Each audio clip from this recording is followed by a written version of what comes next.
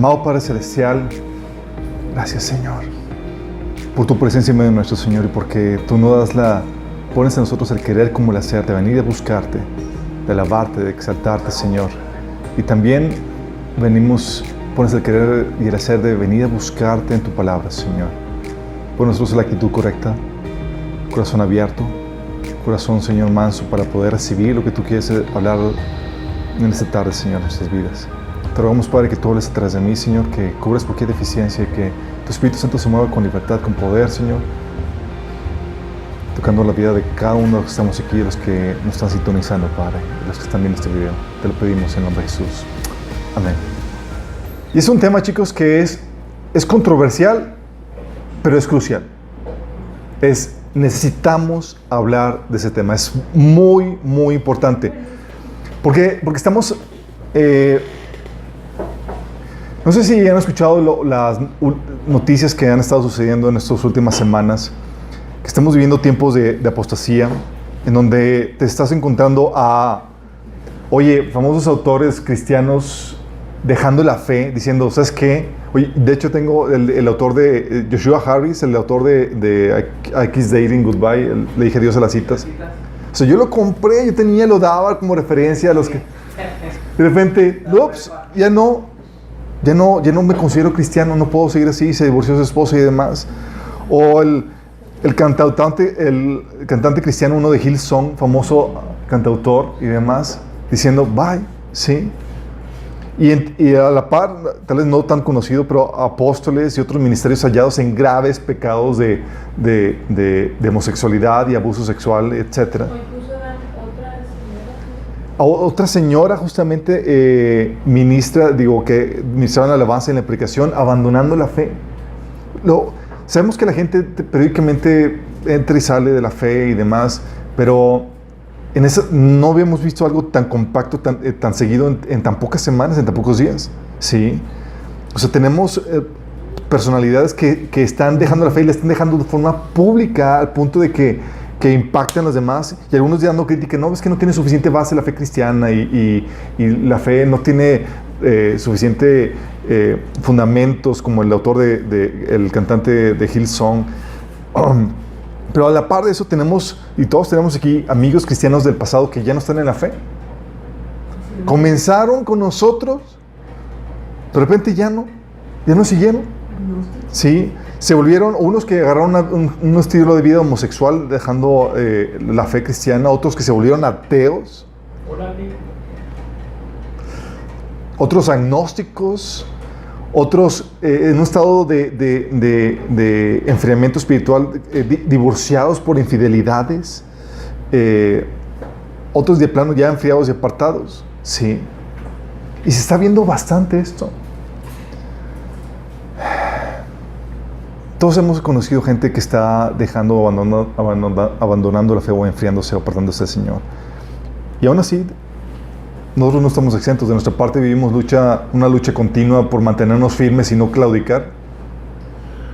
Porque la lucha todos la vivimos. Todos experimentamos la tentación y el riesgo a ceder y entregarnos de lleno al pecado, ya sea no aguantando la situación de matrimonio en el cual vivimos, divorciándonos, o buscando la tentación de buscar las riquezas antes que a Dios, o de caer en la inmoralidad sexual, o lo que tú quieras.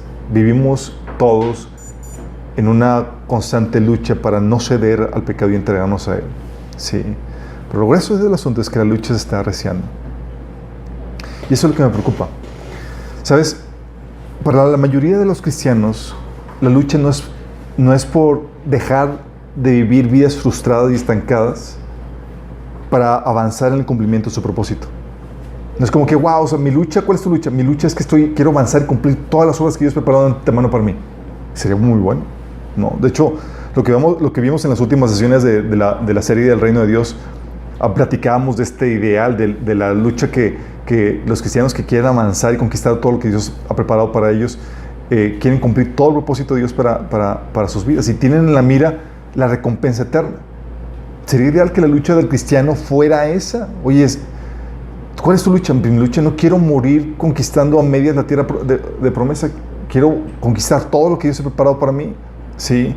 De hecho, esta es la lucha que mencionaba 1 Corintios 9, del 24 al 27. Pablo mencionaba, decía, ¿no se dan cuenta que en una carrera todos corren, pero solo una persona se lleva el premio? Así que corran para ganar. Todos los atletas se entrenan con disciplina, lo hacen para ganar un premio que no se desvanecerá. Pero nosotros lo hacemos por un premio eterno. Por eso yo corro cada paso con propósito. No solo doy golpes al aire, disciplino mi cuerpo como lo hace un atleta, lo entreno para que haga lo que debe hacer. Hablando de esta recompensa eterna, ¿sí? Y lo ideal es que todos tuviéramos esa actitud. Así como lo hacían los héroes de la fe del Antiguo Testamento. En Hebreos 11:35, fíjate lo que dice. Dice que hubo mujeres que por la resurrección recobraron a sus muertos. Otros, en cambio, fueron muertos a golpes, pues para alcanzar una mejor resurrección, no aceptaron que les pusieran en libertad. O sea, vamos a sufrir el precio completo del sufrimiento, de este comparado sufrimiento, para tener una mejor resurrección, para resucitar más glorificados.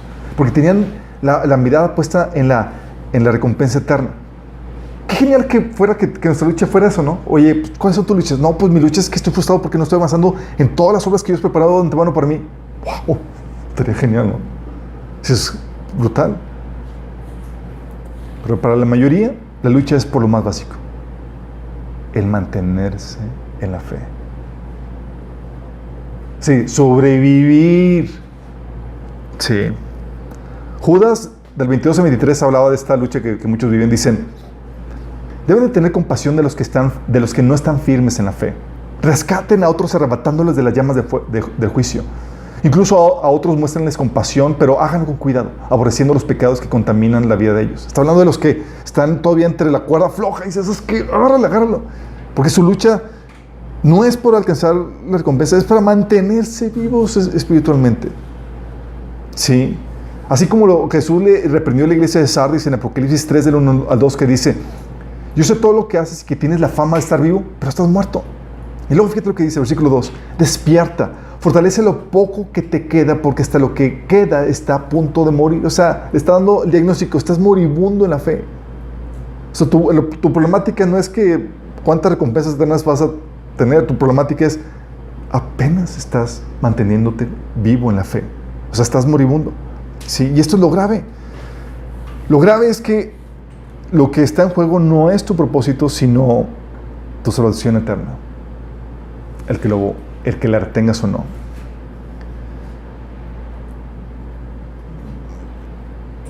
Caray. Y eso nos lleva a la pregunta. Sabes que usé una plantilla anterior. Eso nos lleva a la pregunta. Al tocar el debate entre muchos cristianos de ¿se pierde o no la salvación? ¿Sí? En los que hemos estudiado aquí, ya saben la respuesta. Es un tema que ya hemos estudiado, pero no todos tienen este conocimiento y no todos saben cómo resolver esa paradoja. Porque si bien hay pasajes que hablan de que la salvación no se pierde, que una vez que Dios te salva, nadie te puede arrebatar de sus manos y no te puede salir de su amor. Entonces hay pasajes que dicen la salvación no se pierde y otros pasajes que dicen sí se pierde. Entonces parece que se contradice y la respuesta es que no se contradice. Hay más allá, sí. La Biblia te habla en dos perspectivas. ¿Por qué? Porque para Dios que conoce el futuro, la salvación no se pierde. Para Él no se pierde. ¿Por qué? Porque Él conoce a los que son suyos. Dice 2 Timoteo 2, del 18 al 19, hablando Pablo acerca de una situación donde algunas personas se apartaron de la fe. Y dice Pablo, andan diciendo que la resurrección ya tuvo lugar y así trastornan la fe de algunos. A pesar de todo, el fundamento de Dios es sólido y se mantiene firme, pues está sellado con esta inscripción: el Señor conoce a los que son suyos. ¿Y desde cuándo los conoce? ¿Desde cuándo conoce a los que son suyos? Desde la fundación del mundo. Los conoce desde antes de la creación. Dice Romanos 8:29, porque a los que Dios conoció de antemano, también los predestinó a ser transformados según la imagen de su Hijo, para que Él sea el primogénito entre muchos hermanos. O sea, los conoció de antemano, ¿por qué? Dice a ellos, y a ellos son los que llamó. Dice a los que predestinó, a esos también los llamó, y los llamó, también los justificó, y los justificó, también los glorificó. ¿Por qué? Porque Dios sabe quiénes vencerán. Él es el que conoce el futuro. Conoce tiene conocimiento de toda la creación, presente, pasado y futuro. Y Él sabe de antemano. De hecho, dice Isaías 46:10, solo yo puedo predecir el futuro antes de que suceda. Dios es el que tiene el conocimiento. Entonces, de antemano, Dios ya sabe quién lo va a aceptar y quién lo va a rechazar. Y Él predestinó a aquellos que sabía que iban a aceptar, iban a amar, lo iban a amar hasta el fin de sus días. Y esos los escogió para que fueran para Él. Sí. Los que se apartan por Él, bajo esta perspectiva, simplemente no eran de los que estaban destinados a salvación. Sí. Dice 1 Juan 2:19. Esas personas salieron de nuestras iglesias, pero en realidad nunca fueron parte de nosotros. De haber sido así, se habrían quedado con nosotros. Al irse demostraron que no eran parte de nosotros. Pues, ¿eran o no eran? No, no eran. Si nunca lo fueron, ¿por qué? Porque los ojos de Dios, en la perspectiva eterna, Dios sabía que no eran de ese grupo de elegidos, destinados a salvación. Por eso, bajo esta perspectiva podemos... porque bajo esta perspectiva sabemos que los que realmente son de Él, nadie los puede arrebatar. Pasaje de Jesús que dice en Juan 10:28-29, yo les doy vida eterna y nunca perecerán. Nadie puede arrebatármelos de la mano. Mi Padre, quien me los ha dado, es más grande que todos, y de la mano de mi Padre nadie las puede arrebatar. Diciendo, ¿sabes qué? Estas personas nadie me las puede arrebatar. Estas ovejas que son de Él. ¿Sí? ¿Por qué? Porque estas personas Dios ya las conoció de antemano, sabe quiénes son. ¿Sí?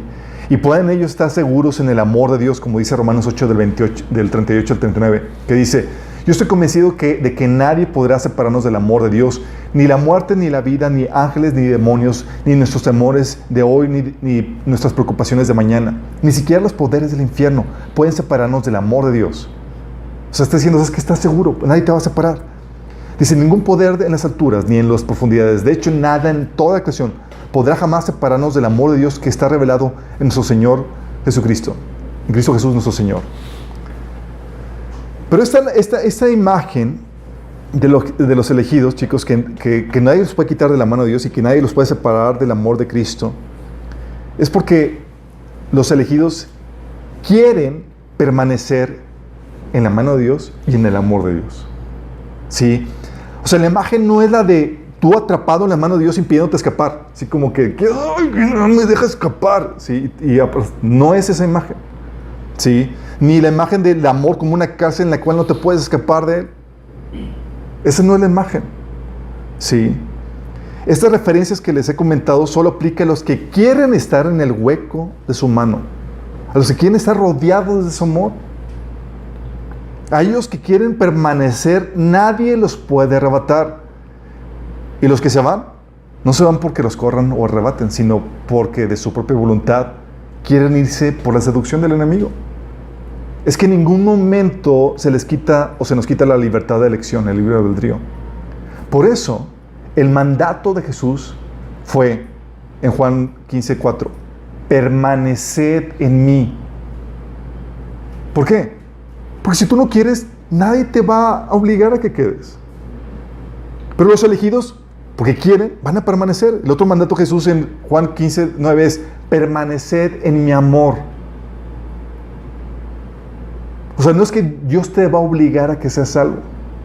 Es que Dios escogió a los que de su propia voluntad lo quieran a Él. Y quieren esa salvación. Los salvos entonces son los que permanecen hasta el final en Él, en su amor, los cuales Él ya conoce de antemano. Para nosotros, en cambio, que no conocemos el futuro, sí se pierde. ¿Por qué? Porque no sabemos quién se va a apartar, chicos. ¿O tú sabes? ¿Cuántas personas has conocido que dices, esta persona tiene una fe ardiente y no se va a apartar y de repente, ¡puc! Por eso, dice en Hebreos 12, del 15 al 17, cuídense unos a otros, para que ninguno de ustedes deje de recibir la gracia de Dios. ¿Sabes qué significa eso, que no dejes de recibir la gracia de Dios? Es decir, que no dejes de recibir ese amor de salvación, esa salvación que Dios te da.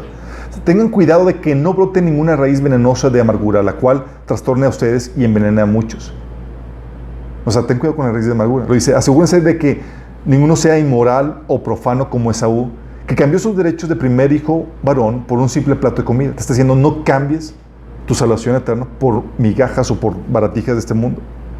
Ustedes saben que después, cuando quiso recibir la bendición, su padre fue rechazado y era demasiado tarde para arrepentirse a pesar de que suplicó con lágrimas amargas.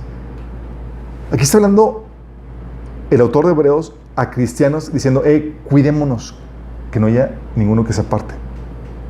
Sí, porque se puede apartar, sí. La problemática es que no sabemos, como no sabemos quién sí y quién no es, sí. Nosotros ahorita te vemos, sí, y después puede ser que ya no te veamos. Y ahorita te podemos decir, eres cristiano y eres salvo. Pero la verdad es que no sabemos quién va a permanecer hasta el final. No sabemos quién de los que se han, y tampoco sabemos quién de los que se han apartado va a regresar. O también, ¿saben? Exactamente, o quién de los que nunca han llegado van a llegar. Santiago 5, del 19 al 20 dice, hermanos míos, si alguno de ustedes se extravía de la verdad y otro lo hace volver a ella, recuerden que quien hace volver a un pecador de su extravío lo salvará de la muerte y cubrirá muchísimos pecados. Está hablando de hermanos que se apartaron. Dice, oye, ¿quién sabe lo puedes traer de vuelta? Sí. Porque nosotros solamente vemos el presente y juzgamos en base a lo que vemos ahora. Nuestros ojos hizo la profesión de fe. Sí.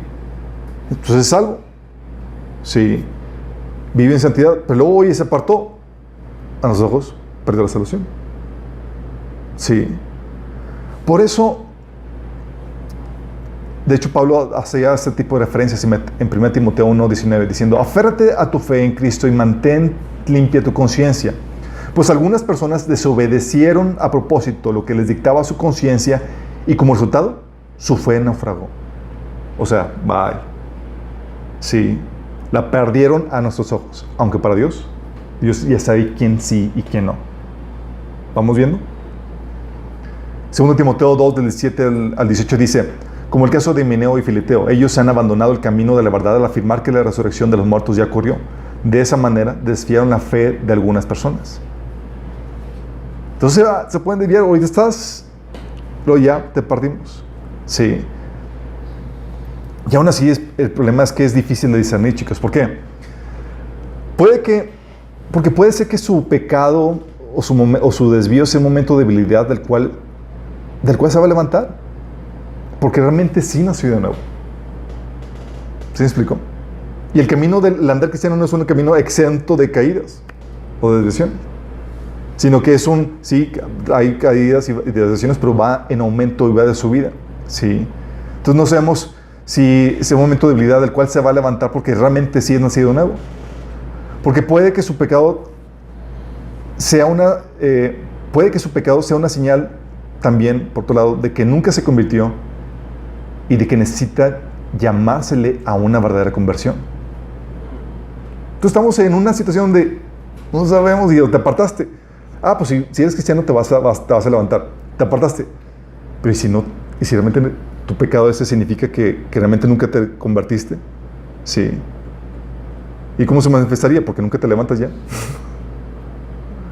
Al cual habría que animarte que realmente te conviertas. O sea, ¿cómo saber? De hecho, Jesús nos dejó un protocolo a seguir para establecer claridad en la condición espiritual. ¿Sí sabían?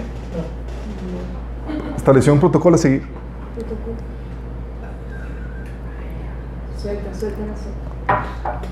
Lo vemos en Mateo 18, del 15 al 18. Dice, mira que dice, si tu hermano peca contra ti, ve a solas con él y hazle ver su falta. Si te hace caso, que dice, has ganado a tu hermano. ¿Cómo que ganado? A tu hermano. ¿Se pueden ganar a cristianos? Sí, se estaba desviando. Sí. Pero si no, lleva contigo a uno o dos más para que todo asunto sea solamente el testimonio de 2 o 3 testigos. Ok, te abordo con respecto a ese pecado que estás persistiendo. Y fíjate quién es el responsable de abordarlo. ¿Quién es el responsable? El ofendido. El ofendido. Al que le hicieron el pecado. Ese es el responsable. Si tu hermano, ¿qué? Peca contra ti, ¿quién es el responsable de ir? El ofendido es el responsable de ir a pescar a su hermano. Qué valiente. Qué fuerte, ¿no? Dice,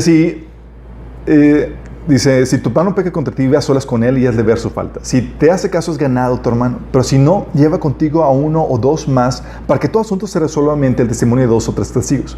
O sea, ¿llevo testigos? Ok. ¿Lo hicimos recapacitar? Bien, ya ganamos a nuestro hermano otra vez. Si se niega a hacerles caso, díselo a la iglesia. Se trae la iglesia. Dice, y si incluso a la iglesia no le hace caso, veredicto, trátalo como si fuera un incrédulo o como un corrupto cobrador de impuestos. Es decir, lo declaramos no creyente. Pero no todos se alejan porque te hayan ofendido. Hay algunos que se alejan por su propio pecado. Pero todo pecado, si se dan cuenta, afecta a alguien. Y aquí el Señor está poniendo la responsabilidad. Obviamente, aquí en este caso, está poniendo la responsabilidad del ofendido, el que es afectado. Sí.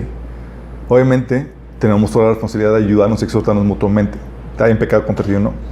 Sí, se les aseguro que todo lo que ustedes aten en la tierra quedará atado en el cielo, y lo que desaten en la tierra quedará desatado en el cielo. Este protocolo que el Señor estableció para establecer claridad en cuanto a tu condición espiritual. Sí. Oye, ¿cómo sé si perdió o no salvación? Sigue el protocolo. Así ya hay claridad y el tiempo también ya sabe cuál es su condición espiritual para que pueda realmente convertirse. Por eso también Pablo decía en 1 Corintios 5:11 que no juntéis con ninguno que llamándose hermano sea inmoral, corrupto, estafador, etc. ¿Sí? ¿Por qué? Porque eso da claridad a su condición espiritual. ¿Sí me explico? Mi chavo, simplemente no eres algo, necesitas convertirte. Sí. Muchas veces están en su pecado y la iglesia los sigue tratando como hermanos. Como hermanos, exactamente. Sí. Bueno, si se perdiera la salvación a nuestros ojos, ¿cómo se perdería? O desde la perspectiva de Dios, ¿cómo saldría a relucir que nunca fue salvo? ¿Cómo sabrías? Con fruto. No. Primera, no se puede perder por pecar. La salvación, chicos, no se pierde por pecar. Pecamos todos. No se pierde por pecar, pues las obras nunca nos otorgan la salvación. Y de acuerdo a la Biblia, el diagnóstico es que siempre tienes pecado. Juan 1:8 dice a los cristianos: si afirmamos que no tenemos pecado, nos engañamos a nosotros mismos y la verdad no está en nosotros. Órale. Sí, entonces, oye, tú puedes decir, oye, llegué a punto donde ya, holy, no tengo pecado. No, una cosa es que seas ignorante de tu pecado.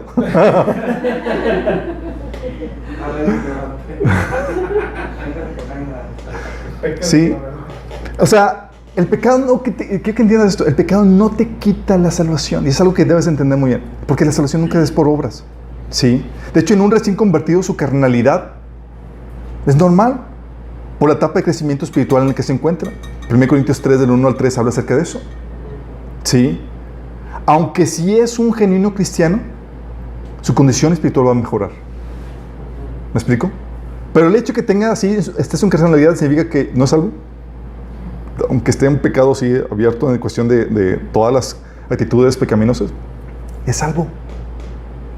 ¡Órale! Y si no avanza, pues no. Pero la problemática es, ¿y si no avanza exactamente? Sí, pero si es genuino, va a avanzar. Sí. Y este cristiano carnal, que ves ahí que no por su carnalidad va a ir al infierno. Sí. Va al cielo. Sí. Pero vas a ver que su conversión es genuina porque va mejorando su condición, su vida espiritual. Sí. Y aún el maduro, aún tiene pecado, pues no es perfecto. Es lo que decía Filipenses 3, Pablo en Filipenses 3:12. Dice, aún no soy perfecto. Aunque así parezca, pues muchos de nuestros pecados, chicos, es inconsciente. Muchas veces sabemos que tenemos actitudes, debilidades y demás que aún no se han manifestado porque no se han dado las condiciones propicias, pero están.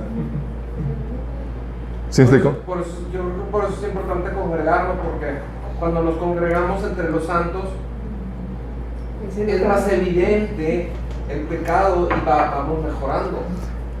La congregación por eso es una familia, chicos, y sale en el roce, sale las debilidades, ¿sí? Pero aún así, no por su pecado inconsciente el cristiano se va a ir al infierno. ¿Sí me refiero? Oye, ¿tengo pecado ahorita? Sí, no estoy consciente de ello. Ahorita, el Señor te lo va a ir mostrando porque Él es el que va dirigiendo la santificación. ¿Sí? Oye, hijo, te toca, en esta etapa en tu vida, te toca tratar esta problemática que tienes. Tienes un grave problema de orgullo. ¿Y tú no te habías dado cuenta de eso? ¡Órale! Sí. Pero el Señor es el que te va mostrando. Porque no estamos conscientes de toda nuestra situación y gracias a Dios que no lo revela, si no nos aterraríamos. Y, ¡ay, tan terribles somos! Sí, tan terrible. Sí. Entonces no se pierde por pecar la salvación, chicos. ¿Por qué se pierde? La fe y el arrepentimiento te dan la salvación. ¿Se acuerdan? Arrepentidos y creer en el Evangelio, es lo que Jesús comenzó predicando. Y su ausencia lo quita. Cuando hablo de fe, me estoy hablando a la fe en Jesús y su obra de redención. Y cuando hablo de arrepentimiento de tus pecados, estamos hablando de llevar a muerte todas aquellas obras que conducen a muerte. ¿Sí? Deshacernos de todas las obras que conducen a muerte. Perder la salvación o que se manifieste que realmente nunca fuiste salvo. Se manifiesta o se sucede cuando se logra quitar alguno de estos dos elementos. ¿Sí? Se pierde por abandonar la fe de forma permanente. ¿Sí? 1 Corintios 15, del 1 al 2 dice: ahora, hermanos, quiero recordarles el evangelio que les prediqué, el mismo que recibieron y en el cual se mantienen firmes. Mediante este evangelio son salvos, si se aferran a la palabra que les prediqué. De otro modo, habrán creído en vano. O sea, si te mantienes firme en el evangelio, eres salvo. Si no, bye. No lo eres. Sí. La salvación viene por la fe en el evangelio. Dejas de creer en el evangelio y apostataste. No eres salvo. Sencillo. Sí. La fe se pierde por abandonar la fe. También se pierde por abandonar una vida de arrepentimiento. Es decir, una vida que desea... Cuando hablo de una vida de arrepentimiento, estamos hablando de una vida que desea estar sometido a la palabra de Dios. O sea, abandonar la fe se refiere como Joshua Harris, que dijo, ya no soy cristiano. Sí. Entonces se pierde al abandonar la fe y se pierde por abandonar una vida de arrepentimiento, chicos. Sí, cuando me refiero a una vida de arrepentimiento es cuando hablamos de arrepentimiento, chicos, estamos hablando de una actitud en tu corazón hacia el pecado y hacia Dios. Y marca la dirección o el rumbo de tu vida. Si hay un arrepentimiento, tú vas rumbo a Dios y vas en aumento, en santificación. Cuando no hay arrepentimiento, tu dirección está apuntando, tu vida está apuntando hacia el mundo y va en decadencia. ¿Me explico? Y la fe, chicos, aquí está relacionada con el arrepentimiento, con nuestras obras, porque la fe no son conceptos que solo se aceptan mentalmente, sino que conlleva un cambio de conducta si es que la fe es genuina, como dice Santiago 2 del 14 al 25. De hecho, ¿sabes cómo se hacía a los mártires apostatar la fe? Por ejemplo, durante el tiempo romano, los mártires morían por no ceder a comportarse de forma contraria a sus creencias. ¿Crees en Jesús? Sí. Bueno, dice, la forma en que los hacían negar la fe era: póstrate ante tal ídolo o quema el incienso. Y ellos podían dejarlo: pues yo dentro de mí creo en Jesús y puedo postrarme sin ningún problema. No, sabían que si no se comportaban de acuerdo a sus creencias, estaban apostatando la fe. ¿Me explico? ¿Por qué? Porque no estoy realmente viviendo una vida de arrepentimiento, no va en acorde a la fe que estoy profesando. Y es lo que los hacían a protestar. Por eso hay gente con su arrepentimiento, lo que hace es que con sus acciones están negando la fe, están apostatando. De esto decía Pablo en 1 Timoteo 5:8, fíjate lo que dice. Dice: el que no provee para los suyos, y sobre todo para los de su propia casa, ha negado la fe. ¡Oh! Pero yo creo en Jesús, Pablo. No haces nada. Haz de cuenta que cediste al emperador romano para postrarte al ídolo. Sí, aunque tú crees intelectualmente y has aceptado intelectualmente que Jesús es Señor, no estás actuando de acuerdo a la fe. Dice: has negado la fe y es peor que un incrédulo, porque ni siquiera los incrédulos hacen eso. ¿Sí me explico? O sea, hay gente que con sus acciones niega la fe. persisten en pecados de los cuales se nos advierte que nos excluyen del reino de Dios. Gálatas 2:25, cuando habla de las obras de la carne, dice, acerca de las cuales os amonesto, como ya los he dicho antes, de que los que practican tales cosas no heredarán el reino de Dios. Y están persistiendo. También lo dice en 1 Corintios 6, del 19 al 21.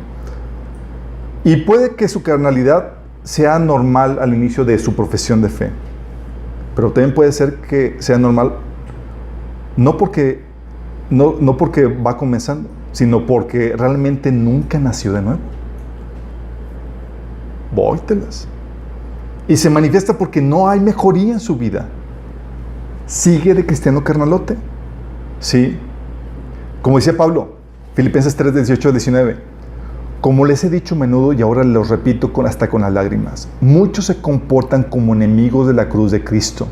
Su destino es la destrucción. Adoran al Dios de sus propios deseos y se enorgullecen de lo que es su vergüenza. Solo piensan en lo terrenal. Es decir, no ha habido mejoría en nada.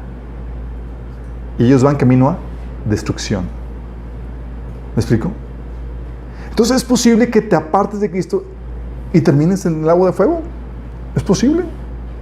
Desde la perspectiva de Dios, nunca fuiste salvo. Desde nuestra perspectiva, perdiste la salvación. Sí. Y eso nos lleva a esto, chicos. Los elegidos para salvación necesitan ayuda para conseguirla y para mantenerla. ¿Sabías eso? A lo largo y ancho de la Biblia te vas a encontrarte que los elegidos para salvación necesitan ayuda para conseguirla y necesitan ayuda para mantenerla. Sí. Al inicio, para conseguirla y durante todo su recorrido. Por ejemplo, Pablo sabía que su ministerio era necesario para la salvación de los elegidos. ¿Cómo? Con el evangelismo. Pablo lo sabía. Decía en Romanos 1, 16 al 17, la verdad no me avergüenzo del evangelio porque es poder de Dios para salvación de todos los que creen. Los judíos primeramente, pero también los gentiles. De hecho, en el evangelio se revela la justicia de Dios, que proviene de Dios, la cual es por fe de principio a fin, tal como está escrito, el justo por la fe vivirá. ¿Sí? Y Pablo hablaba de este evangelio y decía, sin embargo, predicar la buena noticia, el evangelio, no es algo de lo que pueda jactarme. Estoy obligado por Dios a hacerlo. Qué terrible sería para mí si no predicara el evangelio. 1 Corintios 9, 16. ¿Por qué sería terrible? Porque sabía que de su ministerio evangelístico dependía la salvación de los elegidos. 2 Timoteo 2, 10 dice Pablo, por tanto, todo lo soporto por amor a los elegidos, para que ellos también obtengan la salvación que es en Cristo Jesús con gloria eterna. ¿Qué estaba teniendo en mente Pablo? Es de mi trabajo depende que más gente sea salva. Qué heavy, ¿no? Qué peso de responsabilidad. Y dices, ay, qué bueno que no soy Pablo. No, mi estómago. Cae sobre nosotros. Cae sobre nosotros. O sea, los elegidos para salvación dependen de nuestro trabajo. Qué heavy, ¿verdad? Dice, por eso Pablo decía en Hechos 20:26 a los que les predicó en Efesios, dice, por tanto, hoy les declaro que soy inocente de la sangre de todos, porque sin vacilar les he proclamado todo el propósito de Dios. Porque decía que era inocente de la sangre de ellos. Era una referencia a Ezequiel 33, del 8-9, que le decía Dios al atalaya. Dice, cuando yo le diga al malvado, vas a morir, si tú no le adviertes que cambie su mala conducta, el malvado morirá por su pecado, pero a ti te pediré cuentas de su sangre. En cambio, si le adviertas al malvado que cambie su mala conducta y no lo hace, él morirá por su pecado, pero tú habrás salvado tu vida. Oh my goodness. O sea, al ser un cristiano maduro, te das cuenta que tu llamado es hacer atalaya a la gente. Somos No te puedes callar. el evangelismo, chicos. O sea, quiero que entiendas. Todos aquí que conocemos al Señor hemos llegado porque algún voluntario, alguno con iniciativa, se le ocurrió compartirte el evangelio. Sí. ¿No se te apareció un ángel? ¿No fue Dios directamente? La mayoría, aunque allá en lugares difíciles de llegar, el Señor Jesús está apareciéndose en sueños. Pero aún así, muchas veces se le aparece, ve con tal persona para que te hable del evangelio. ¿Sí? Nada más imagínate, Dios ha puesto en nosotros un peso de responsabilidad de nosotros, de que anunciemos. Va a depender la salvación de aquellos elegidos para salvación. Wow. Pero no solamente depende de nuestro trabajo evangelístico. ¿Sabes también de qué depende? Testimonio. De nuestro seguimiento y pastoreo.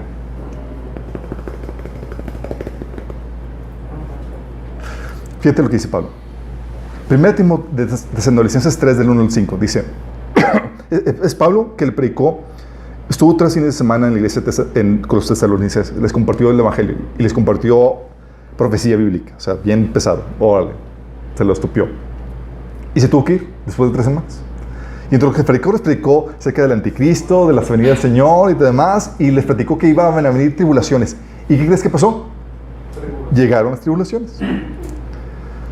Y Pablo, sabiendo, escuchó que llegan las tribulaciones con los nuevos creyentes de Tesalónica, estaba angustiado porque dijo, estos ya claudicaron. Dice Pablo, capítulo 3 del 1 al 5, 1 Tesalonicenses. Por último, cuando ya no pudimos soportarlo más, decidimos quedarnos solos en Atenas y enviamos a Timoteo para que los visitara. Él es hermano nuestro y colaborador de Dios para la proclamación de la buena noticia de Cristo. Lo enviamos a ustedes para que los fortaleciera y los alentara en su fe y los ayudara a no ser perturbados por las dificultades que atravesaban, pues ustedes saben que estamos destinados a pasar por tales dificultades. ¿Qué hizo Pablo? Los envió para animarlos y fortalecerlos para que no fueran perturbados por las tribulaciones que estaban viviendo. ¿Era necesario eso? Claro. Pues si estaban recién nacidos. Era necesario, o sea, Pablo decía, si no los pastoreo, estos se pueden perder. ¿Estás entendiendo lo que está haciendo Pablo? Pablo no era como que, pues ya son salvos, una vez salvos, siempre salvos. ¿Sí me explico? Era, se me pueden perder estos. Y dice, aun cuando estábamos con ustedes les advertimos que las dificultades pronto llegarían y así sucedió, como bien saben. Por esta razón, cuando ya no pude más, envié a Timoteo para averiguar si la fe de ustedes seguía firme. Tenían miedo de que el tentador los hubiera vencido y que vuestro trabajo hubiera sido en vano. ¿Tenían miedo a qué? A que el tentador los hubiera desviado de la fe, a que hubieran perdido la salvación. Y Pablo decía, ¿sabes qué? Tenemos que irlos a pastorear y animarlos en la fe, no sé que se desvíen. Porque la salvación no solamente depende de mi trabajo evangelístico, depende de mi trabajo de pastoreo.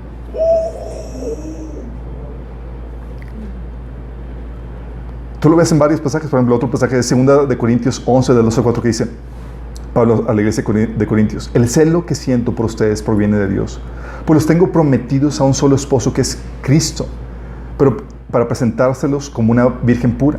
Pero me temo que, así como la serpiente con su astucia engañó a Eva, los pensamientos de ustedes sean desviados de un compromiso puro y sincero con Cristo. Si alguien llega a ustedes predicando un Jesús diferente del que les hemos predicado nosotros, o si reciben un espíritu o un evangelio diferente del que les ya recibieron, a ese lo aguanta con facilidad. Estaba perturbado que, así como la serpiente ganó a Eva, esas personas fueron desviados del compromiso puro y sincero con Cristo. ¿Y qué está haciendo Pablo? Toda la carta era para traerlos de vuelta a ese compromiso puro y sincero. Pablo diría, pues no es necesario, pues ya son salvos, pues tranquilos. Pero sabía que la salvación se mantiene con ese trabajo de pastoreo en esa gente que les compartió. Por eso, ¿se acuerdan la iglesia de Gálatas? Pablo le decía que estaban aceptando un evangelio diferente, chicos. Pablo decía, temo por ustedes que tal vez me haya estado esforzando en vano, porque fue y compartió y se gastó por todo eso. ¿Y sabes qué hace Pablo? Los trata de ganar de vuelta por medio de esa carta pastoral. Y les advierte en Gálatas 5:4, aquellos entre ustedes que tratan de ser justificados por la ley han roto con Cristo y han caído de la gracia. Tómalo. ¿Qué está haciendo Pablo? Está tratando de, con su pastoreo, traerlos de vuelta de esa desviación. Pablo no creía que, pues no hago nada, que hoy ya los elegidos son elegidos. Sí, porque Dios destinó que la salvación de los elegidos dependiera de la obra evangelística y pastoral de los líderes de la iglesia. ¿Estás consciente de lo grueso que es esto? Dices que bueno que no soy que no soy líder de la iglesia. También del ministerio del cuerpo. Órale, también de ahí te aventamos la responsabilidad. Mateo 18:15, lo que acabamos de leer. No es la voluntad de nuestro Padre que está en los cielos que se pierda uno de estos pequeños. No quiere que nadie se pierda, los que creen en Él. Pues dice, por tanto, si tu hermano peca contra ti, ve y repréndele, estando tú y él solos. Si te oyere, ¿qué dice? Has ganado a tu hermano. Depende entonces, ¿se está desviando el hermano con el pecado que hizo? ¿Qué hago? Tomo responsabilidad y lo traigo de vuelta, reprendiéndolo. Quizás el término tu hermano peca contra ti no significa que deliberadamente y específicamente haya pecado contra ti, porque el pecado es contra el cuerpo. Pero el pecado es contra el cuerpo porque tú eres miembro del cuerpo, pero, claro. pero tú hay pecados que son directamente que te afectan a ti, ¿sí? Por ejemplo, los pecados que yo hago con mi esposa, tú no sabes nada de ellos. Sí, pero afectan al cuerpo. Claro. Claro. Pero sí nos cuenta. Así es. Hebreos 3, del 13, fíjate lo que dice el autor de Hebreos. Escuchen. Fíjate lo que dice. Cuídense, escuchen chicos, cuídense hermanos de que ninguno de ustedes tenga un corazón pecaminoso e incrédulo que los haga apartarse de Dios vivo. ¿Qué dice? Cuídense. Cuídense unos a otros, no sea que alguien tenga un corazón pecaminoso e incrédulo para apartarse del Dios vivo. Eso cuenten. O sea, ¿qué estás diciendo? Puedes ayudar a que los destinados para salvación se mantengan en la fe con tu obra de pastoreo corporal. Dice, más bien, mientras dure ese hoy, anímense unos a otros cada día para que ninguno de ustedes se endurezca por el engaño del pecado. Hemos llegado a tener parte con Cristo, con tal de que retengamos firme hasta el fin la confianza que tuvimos al principio. Como se acaba de decir, si ustedes oyen hoy su voz, no endurezcan el corazón como sucedió con la rebelión. Está hablando de guardarnos mutuamente, chicos. ¿Estás consciente de eso? Dice Hebreos 4 del 1 y versículo 11, dice, cuidémonos por tanto, no sea que, aunque la promesa de entrar en su reposo sigue vigente, esta promesa de entrar en su reposo se refiere a recibir la salvación, algunos de ustedes parezca quedarse atrás. Versículo 11, esforcémonos pues por entrar en ese reposo, para que nadie caiga al seguir aquel ejemplo de desobediencia. O sea, tenemos que cuidarnos y animarnos a que, sí.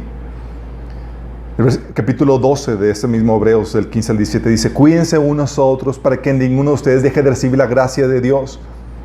Tengan cuidado de que no brote ninguna raíz venenosa de amargura, la cual los trastorne a ustedes y envenene a muchos. Asegúrense de que ninguno sea inmoral ni profano como Esaú, que cambió sus derechos de primer hijo varón por un simple plato de comida.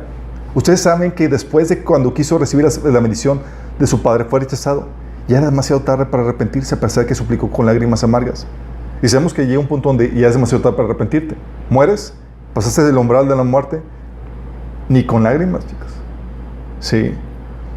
Santiago 5, del 19 al 20, lo hemos visto. Hermanos míos, si alguno de ustedes se extravía de la verdad y otro lo hace volver a ella, ¿es otro quién es otro? Cualquiera de nosotros. Recuerden que quien hace volver a un pecador a su extravía lo salvará de la muerte y cubrirá muchísimos pecados. Sí. Hebreos 10 del 23 al 25 dice, por eso, mantengamos firmes la esperanza que profesamos, porque fiel es el que hizo la promesa.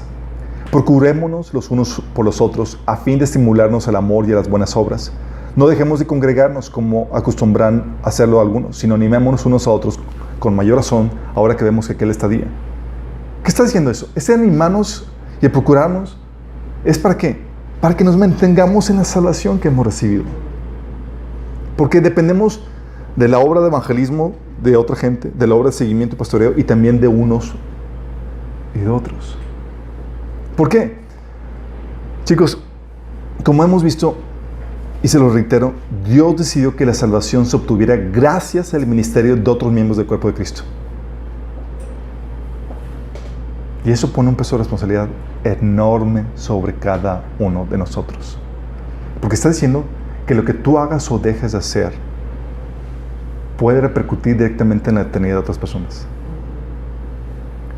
Por eso se te puede demandar la sangre de otras personas.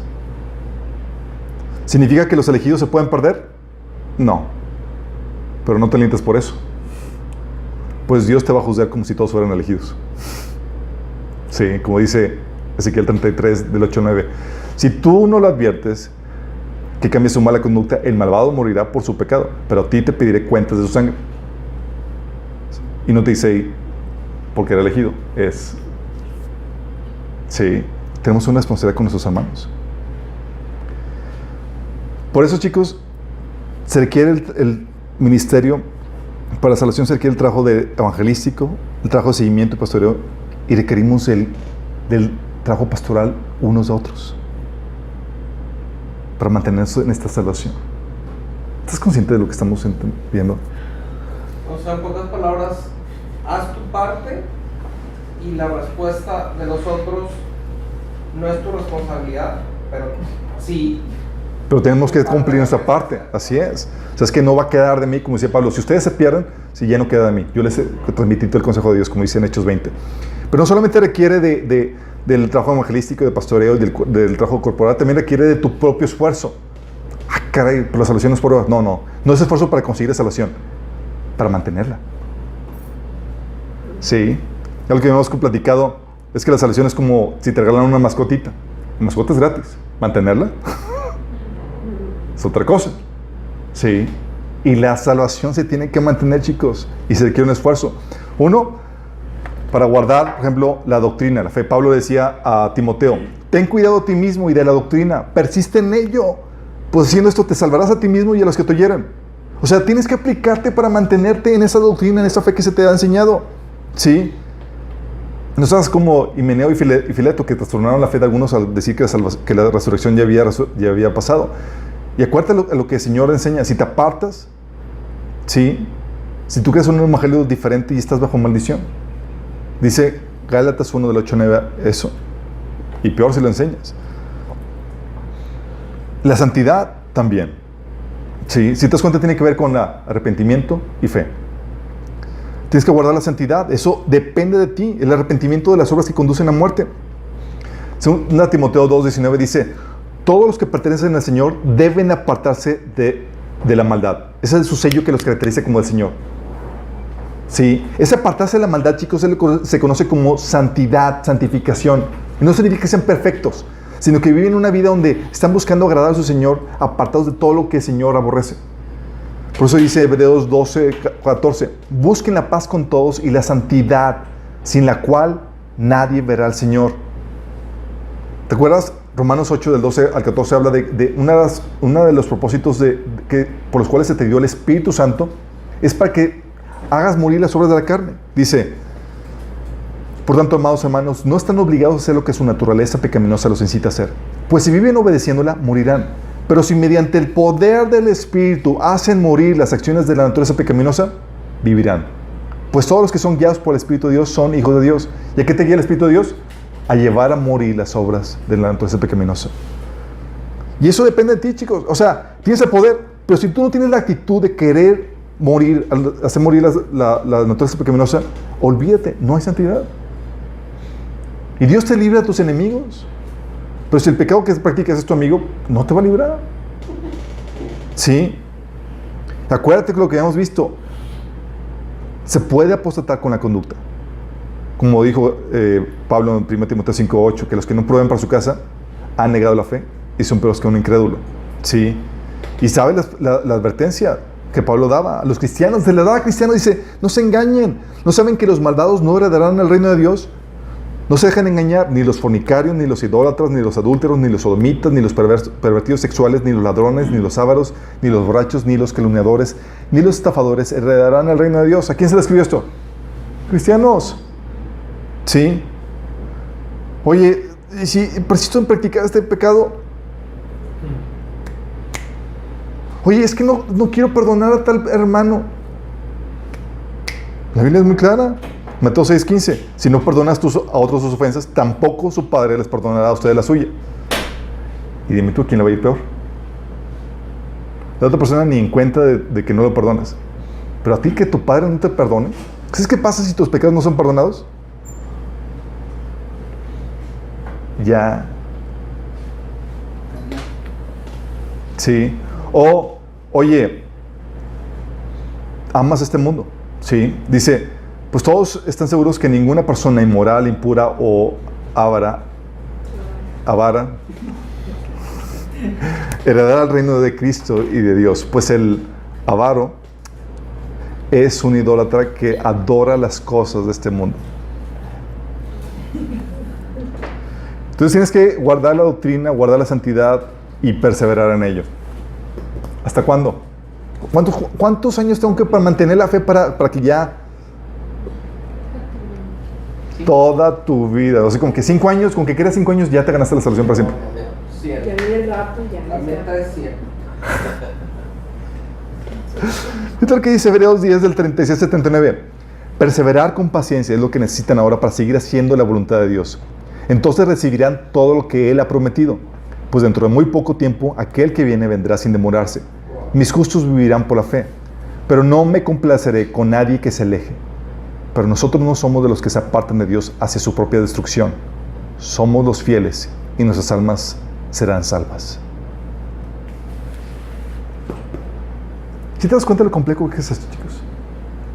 Para tu salvación requieres que alguien te comparte el evangelio, requieres del trabajo de pastoreo, seguimiento, requieres del cuerpo que te ayuda y requieres de tu propio esfuerzo para mantenerte en la fe y en ese camino de santidad y perseverar en ello. Qué complejo. Para ser salvo. Y vendrán pruebas, chicos, lo interesante. O sea, no es como que ya lo tengo listo. No, se va a poner interesante la cosa, chicos. No sé, algunos de aquí, la semana pasada pusieron gratis la película de El progreso del peregrino. Y habla de el caminar cristiano hacia la Nueva Jerusalén. Y todas las pruebas que tienen que pasar para mantenerse en ese camino, no claudicar y no abortar la misión y llegar a la meta. Sí, todo lo que tenemos que llegar para llegar a nuestro destino, porque van a venir pruebas. ¿Pero por qué? O sea, a veces platicamos mi esposa y yo y dice, Señor, ven por él, porque ven ya, porque, o sea, algunos están de que o sea, si llegan pruebas no van a aguantar, pero no la actitud de Dios. Para Dios es, quiero solamente a los verdaderos. Sí, a Dios no le interesa la cantidad, sino la calidad, chicos. No quiere multitudes, quiere a los verdaderos. ¿Y para eso sabes qué va a hacer? Meternos a cada uno en el horno. Dice 1 Pedro 1, del 6 al 7. Así que alégrense de verdad, hablando de las dificultades de las pruebas. Les espera una alegría inmensa, aunque tienen que soportar muchas pruebas por un tiempo breve. Esas pruebas, fíjate lo que dice, versículo 7, demostrarán que su fe es auténtica. ¿Qué van a demostrar? Que la fe de ustedes es auténtica. Está siendo probada de la misma manera que el fuego prueba y purifica el oro. Aunque la fe de ustedes es mucho más preciosa que el mismo oro, entonces su fe, al permanecer firme en tantas pruebas, les traerá mucha alabanza, gloria y honor en el día que Jesucristo sea revelado a todo el mundo. Entonces, como que aceptaste al Señor, genial. Nada más que necesitas el trabajo de pastoreo, de seguimiento, del cuerpo y todo tu empeño para mantenerte. Porque van a ir pruebas de muy diversa índole, pruebas con el 50, y eso lo vimos en el taller de probados, ¿se acuerdan? Oye, que pensabas que el cristianismo iba a ser así, porque todos empezamos con ideas preconcebidas de cómo va a ser la fe y el camino cristiano y te das cuenta que nada que ver. O alguien de aquí tuvo sus expectativas cumplidas.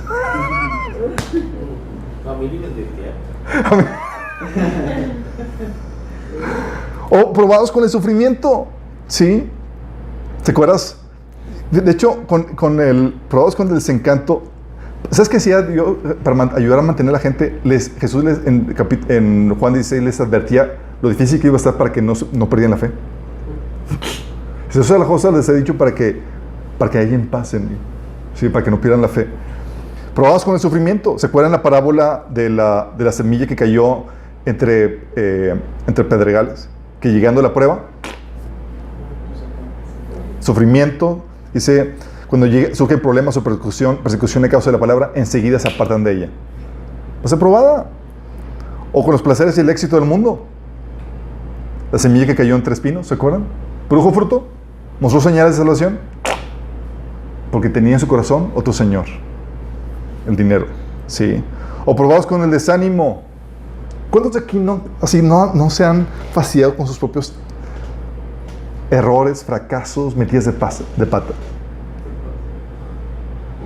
¿Sí? ¿Les ha pasado? Y Satanás dice, ya no sirves para esto. Tira la toalla. Eso lo vimos en el taller de la guerra espiritual, cómo son estrategias que el enemigo utiliza para que algunos se afanen. De hecho, eso fue lo que sucedió. ¿Se acuerdan con el hermano que pecó en Corintios capítulo 5, el que estaba teniendo relaciones con su madrastra? ¿Se acuerdan? Lo expulsaron de la iglesia y el tipo estaba, no sirvo para nada, o sea, y quería regresar, pero se sentía un luce, porque pues, al final de cuentas también lo super exhibieron. Escribieron una carta de él, imagínate. Que va a ser bestseller. Segunda. No, pero eso era por si había otro que se le ocurriera algo. Mi verdad. Y 2 Corintios 2, del 7 al 11, fíjate lo que dice Pablo. Dice, no obstante, ahora es tiempo de perdonarlo. La persona se arrepintió y dice, es tiempo de perdonarlo y consolarlo. De otro modo, podría ser vencido por el desaliento. O sea, el desaliento puede ser probado con desaliento. Claro, tus fracasos son una excelente prueba de desaliento. Yo muchas veces me he fastidiado de mí mismo. Es como que, ¡ay, otra vez! Sí, sí me... Y dice Pablo, dice, si ustedes perdonan a ese hombre, yo también lo perdono. Cuando yo perdono, lo que necesita ser perdonado, lo hago con la autoridad de Cristo en beneficio de ustedes, para que Satanás no se aproveche de nosotros, pues ya conocemos sus maquinaciones malignas. O sea, ¿sabe las estrategias? Animémoslo a este hermano. No caigan en desaliento, porque sabemos cómo actúa Satanás. Si cae en desaliento, así como cayó Judas pudo haber tenido acceso al perdón, pero se dio por vencido a sí mismo. Y se fue y suicidó. Sí. Pero también nadie fue por él. No, será bien. Bueno, no se mencionó. Pedro tampoco. ¿Y de eso? También, sí, claro, es donde estamos, somos el cuerpo. Acuérdense que los elegidos para salvación necesitan el trabajo de evangelístico, de seguimiento y pastoreo de los líderes y el pastoreo corporal de nosotros, para que se mantengan en salvación.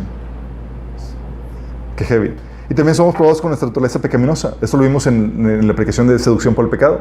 Hoy tenemos adentro y nos quieren seducir el pecado adentro de nosotros para que nos entreguemos de lleno al pecado y tratamos de justificarlo y cosas por el estilo. Sí.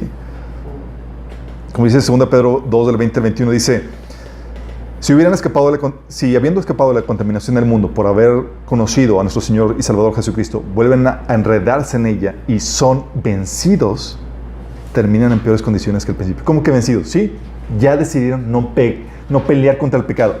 ¿Dices no pelear? Ya te entregaste, eres vencido y terminas, ¿qué? En peor condición. ¡Qué heavy! Por eso, chicos, a los que lleguen al final, chicos, ¿sabes cómo se les llama? Vencedores, chicos. ¿No lo entiendes? No es como quieres irles a la dirección. No. Lo dijiste muy bien. Mantenerla. Ahí te encargo. Sí. Vas a necesitar toda la ayuda posible para mantenerte en esa salvación. Porque el enemigo anda como león rugiente buscando destruirte. Sí. La salvación, chicos, por eso recibir la salvación es un regalo, es fácil. Mantenerte en ella requiere lo que dice Pablo en 1 Timoteo 6:12, requiere pelear la batalla de la fe. ¿Se acuerdan cuando vimos guerra espiritual, taller? Dijimos, ¿para qué le damos guerra espiritual, mi chavo? Porque estamos en guerra y están por tu alma. Sí, y si no sabes pelear, ya pareciste chayotes por toda la eternidad. Y con espinas. Pues es que has visto un chayote.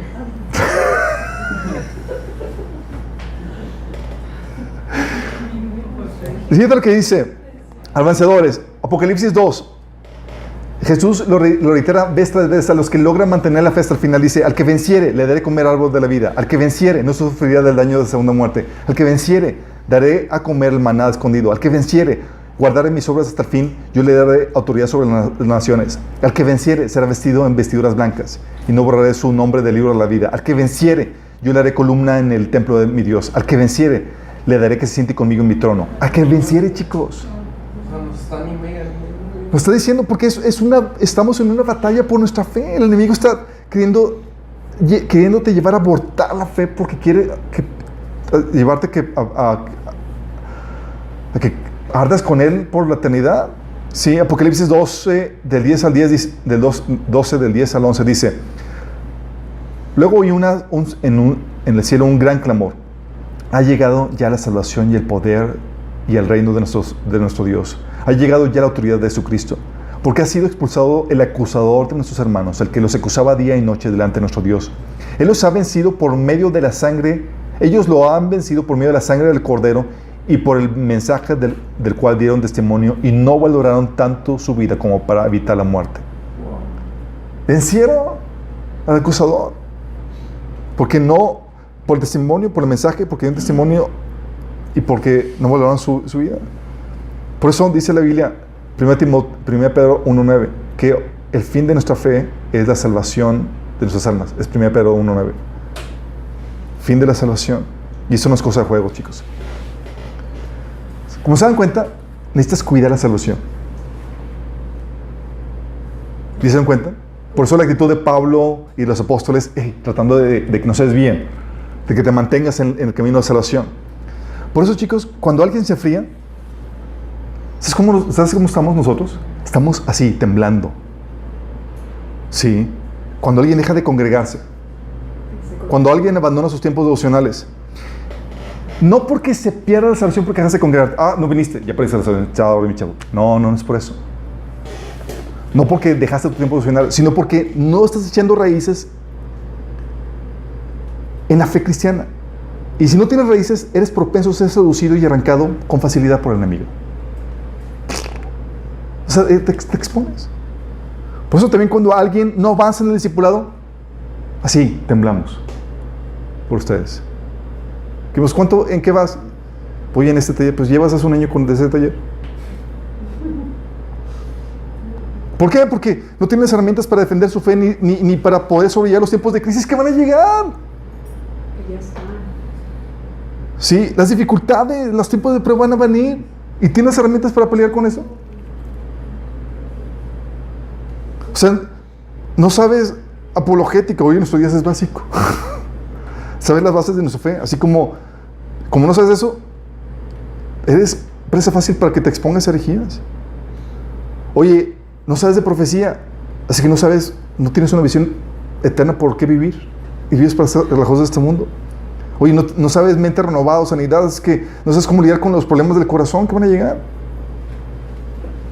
Oye, por ignorancia, chicos, por no avanzar en el discipulado, cristianos han llegado aquí que se han metido en brujería sin saberlo. Imagínate. Por eso también cuando alguien no aplica lo aprendido, tememos.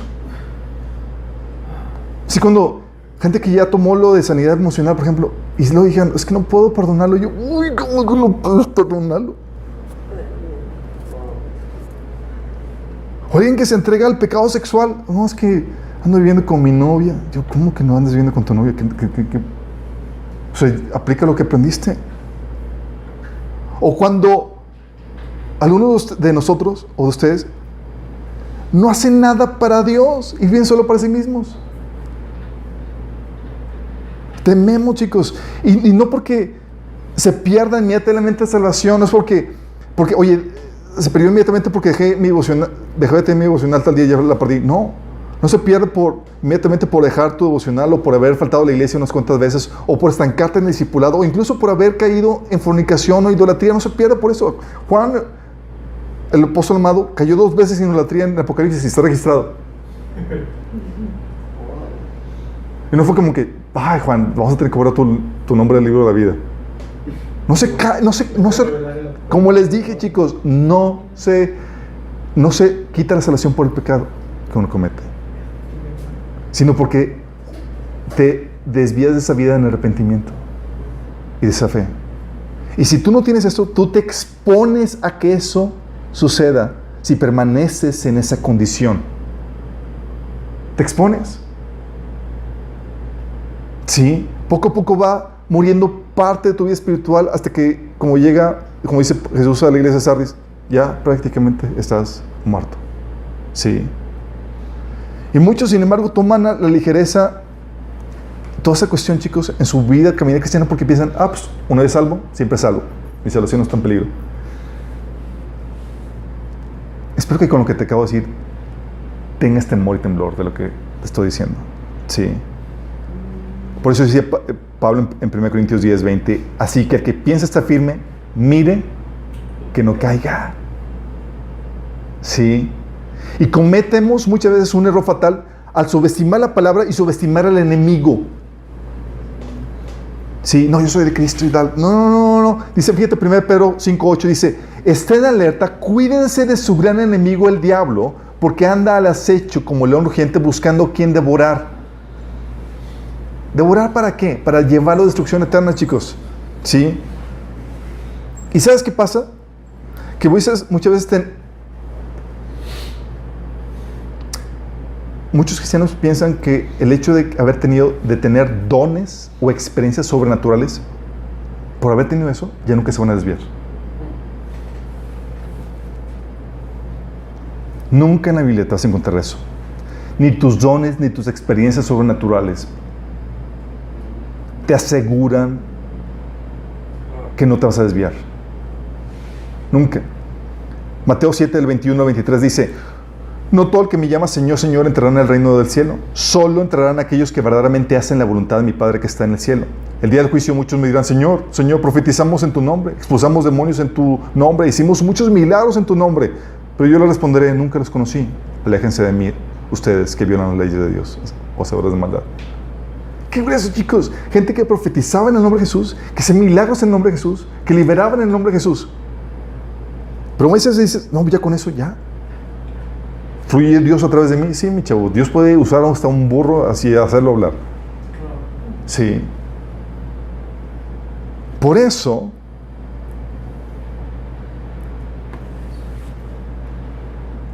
cuida tu salvación. Tú no sabes si vas a permanecer hasta el final. Por eso la debes de cuidar. Teme cuando te estás enfriando tus tiempos devocionales. Ten pavor cuando ya perdiste el hábito de congregarte. Porque todo eso, mírate, todo eso lo requerimos para mantenernos en el camino de salvación. Sí. Hebreos 2, del 1 al 4 dice, así que debemos prestar mucha atención a las verdades que hemos oído, no sea que nos desviemos de ellas. Pues el mensaje que Dios transmitió mediante los ángeles se ha mantenido siempre firme, y toda infracción de la ley y todo acto de desobediencia recibió el castigo que merecía. Entonces, ¿qué nos hace pensar que podemos escapar si descuidamos esta salvación tan grande, que primeramente fue anunciada por nuestro Señor Jesús y luego fue transmitida por quienes la oyeron hablar? Además, Dios confirmó el mensaje mediante señales, maravillas, diversos milagros y dones del Espíritu Santo según su voluntad. Fíjate la palabra del apóstol aquí. ¿Qué nos hace pensar que podemos escapar si descuidamos esta salvación tan grande? Cuida tu salvación.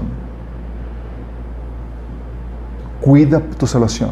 No tomes por sentado el regalo que te ha sido dado. Lo puedes perder. Y cuidémonos unos a otros. En medio de tanta apostasía, tu cooperación, tu influencia puede ayudar a que aquellos destinados para la salvación que estaban apartándose vuelvan y realmente recuperen el camino. Como dice Hebreos 12, del 15 al 17, cuídense unos a otros para que ninguno de ustedes deje de recibir la gracia de Dios. Cuídense unos a otros.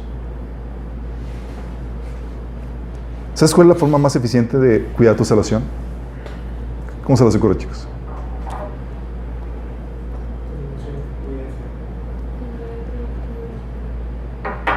Diezmando. Cuidando, congregándonos, exhortándonos. Luchando no para cuidarles, chicos, para crecer en tu salvación y cumplir tu propósito. Es lo que te va a echar raíces. No lucha para cuidarla, para crecer en tu salvación.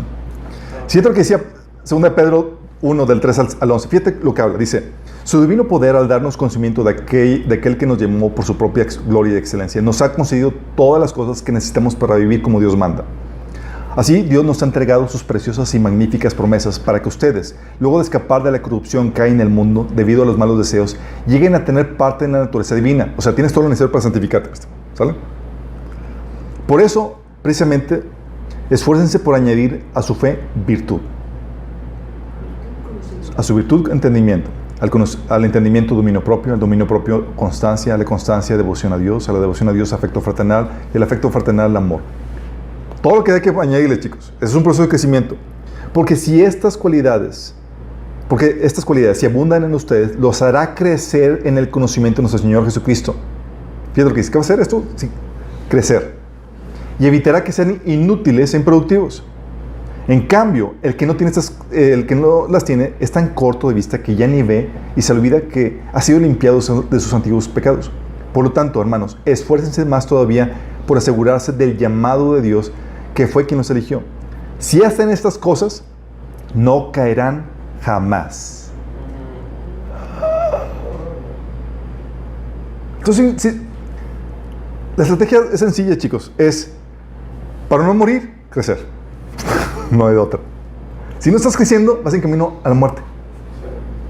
Sí. Si hacen esas cosas, no caerán jamás y se les abrirá de par en par las puertas del reino eterno de su Señor y Salvador Jesucristo.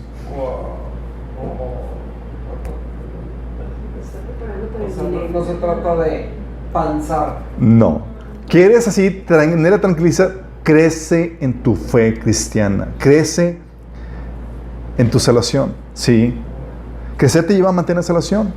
Como dice 1 Pedro 2, del 2 al 3, dice: deseen con ansias la leche pura de la palabra como niños recién nacidos. Así, por medio de ella, crecerán en su salvación.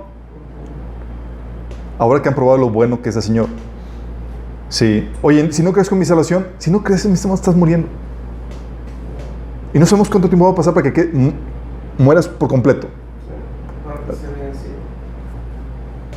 Y tú no quieres estar en la cuerda floja, en donde no sabemos realmente en qué condición estás. ¿Sí? ¿Eres o no eres? Sí. Filipenses 2:12 dice: queridos hermanos, siempre siguieron mis instrucciones cuando estaba con ustedes.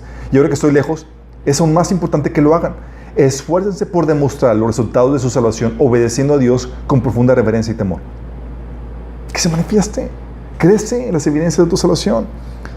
Sí, la salvación te asegura por el fruto que das en tu vida. Filipenses 1:11 dice: que estén siempre llenos del fruto de la salvación, es decir, el carácter justo que Jesucristo produce en su vida, porque esto traerá mucha gloria y alabanza a Dios. Hechos 26:20 dice: al contrario, comenzando a los que están en Damasco y siguiendo con los que están en Jerusalén y en toda Judea, y luego con los gentiles, a todos les prediqué que se arrepintieran y se convirtieran a Dios y demostraran su arrepentimiento con sus buenas obras. Porque cuando no hay crecimiento, no hay fruto que te evidencie a ti mismo, fruto de tu salvación, lo más normal es que, ¿sabes qué tengas? Miedo al castigo. Es que tengo miedo que el Señor venga. Es que tengo miedo de morir. Pues así andarás, mi estimado. Sí.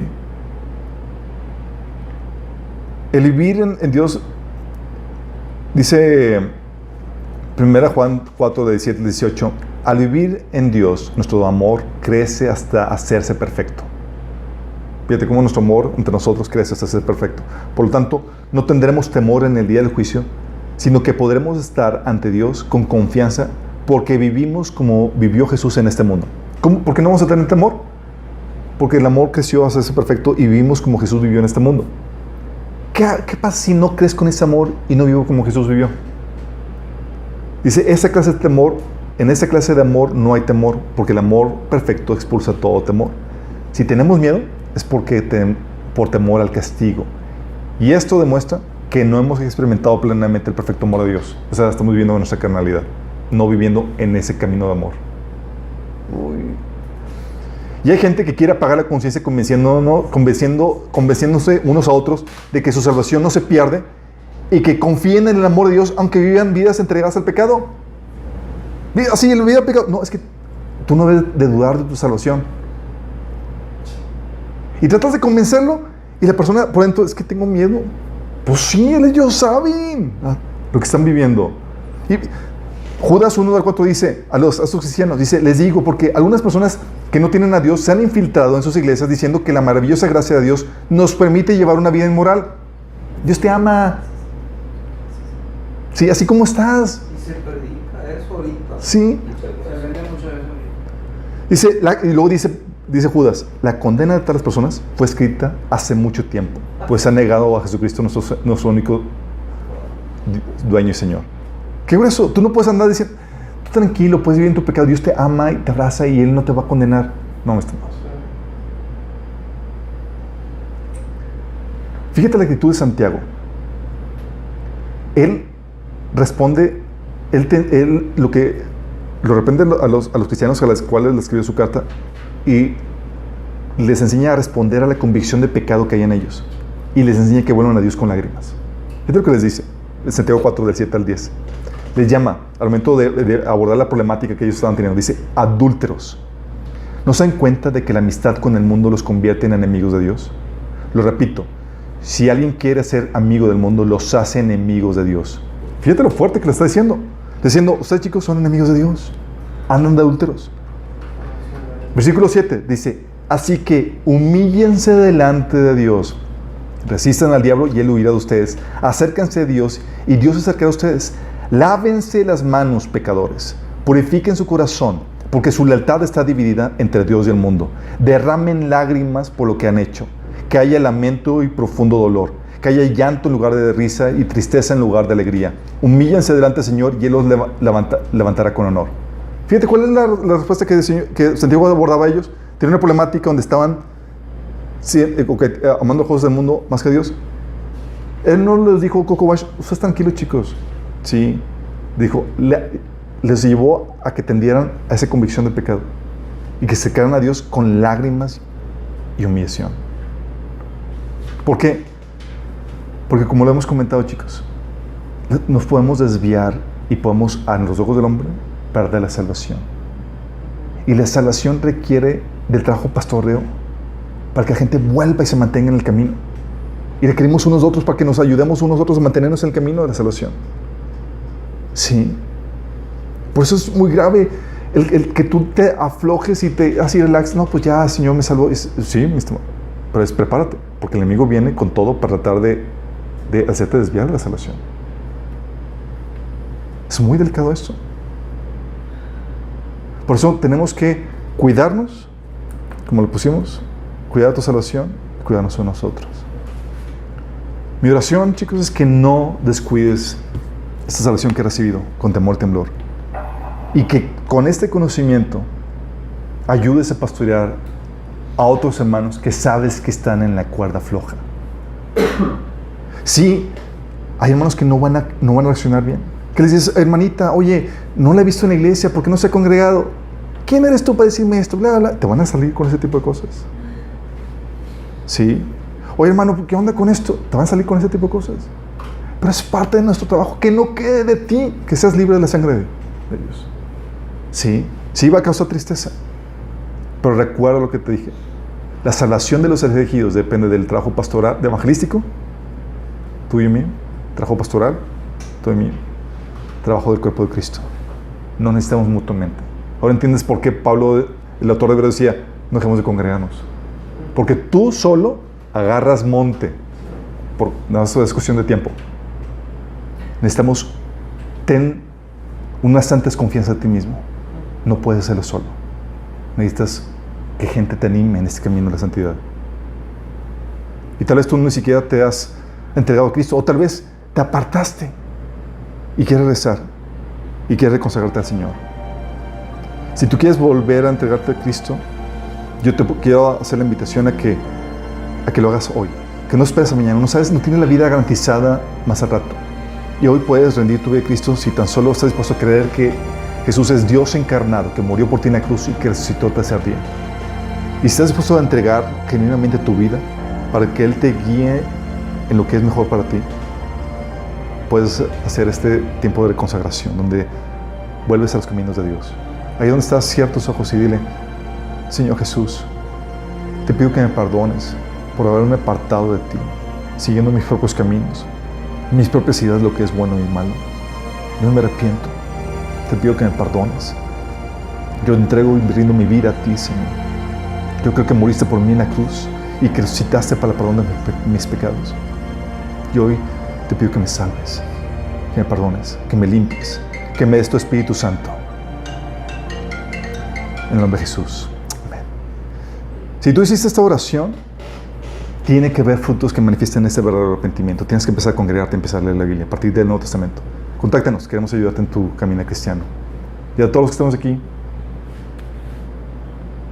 andemos en el temor y temblor del Señor, chicos, cuidándonos unos a otros. Porque ahorita nos vemos, pero cualquiera puede desviarse. Y ahora más que nunca, entre tantas apostasía a nuestro alrededor,